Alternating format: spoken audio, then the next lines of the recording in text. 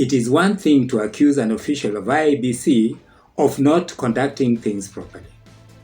But it's a totally different thing to accuse the chairman of IEBC of not being honest. There is one of the independent presidential candidates that have said things to that effect, and this is what we've been talking about all along. We've also said that Wafula Chebukati and IEBC appear to be operating or actually managing the IEBC on court rulings. Today, the IEBC and Wafula Chebukati have held themselves in a meeting regarding actually a High Court ruling that all those independent candidates who are unable to bring the 48,000 signatures to be included in the ballot paper. This essentially means that the ballot paper will be a long one, carrying more than 30 candidates in one paper. That will cause a lot of confusion. Rather, on the other hand, the Azimio candidate Raila Odinga has actually threatened not to participate in this year's election unless Wafula Chebukati uses as a backup the manual register. Wafula Chebukati has a lot of things to do, and we only have 33 days now to go. The Azimio candidate too has actually accused Wetangula, one of the principals of Kenya Kwanza, of actually being involved with the printing of ballot papers.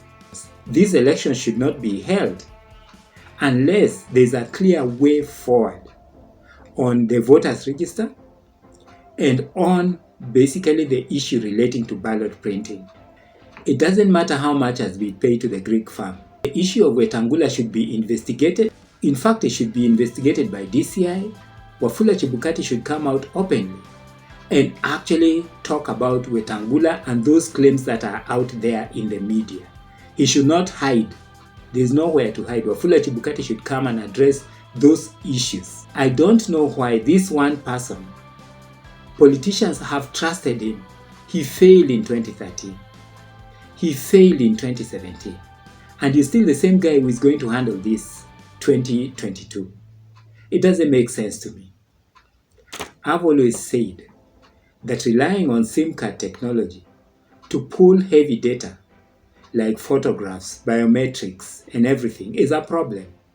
And on the polling date for sure, there's going to be a delay because they are still using the same technology, say SIM card technology or 5G, 4G technology to pull and identify voters. You know, we've also said that voting in Kenya is just manual. It's only the identification process that is kind of automated, in fact using the KIMS kit, and the transmission process, which is just relaying information from the 46,000 polling stations. So what are we saying? We are saying that if this elections is bungled this time round, Wafula Chebukati should be held directly responsible.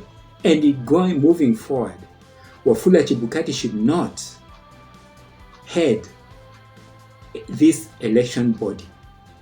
They are very good professionals at IEBC countrywide, but the mess is actually with Wafula Chebukati.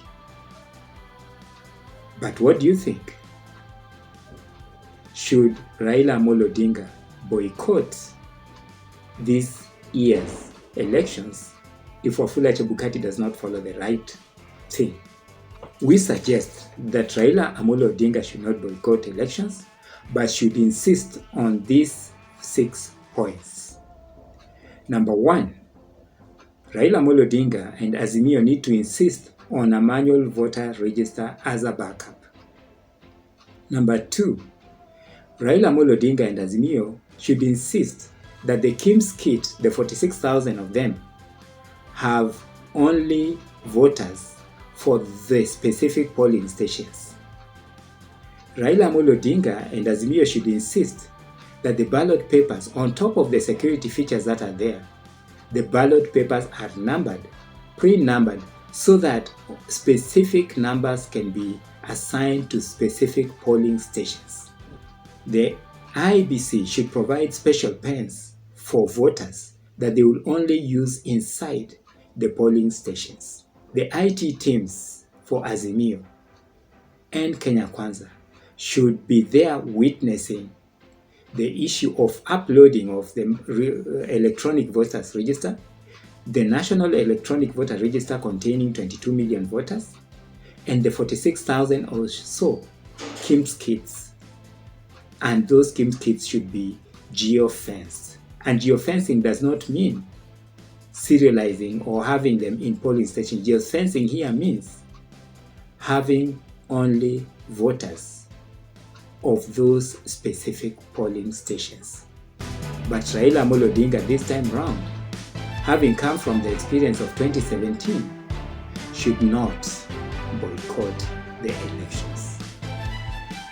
Thank you very much for tuning in. Welcome to Talk to Africa. My name is John.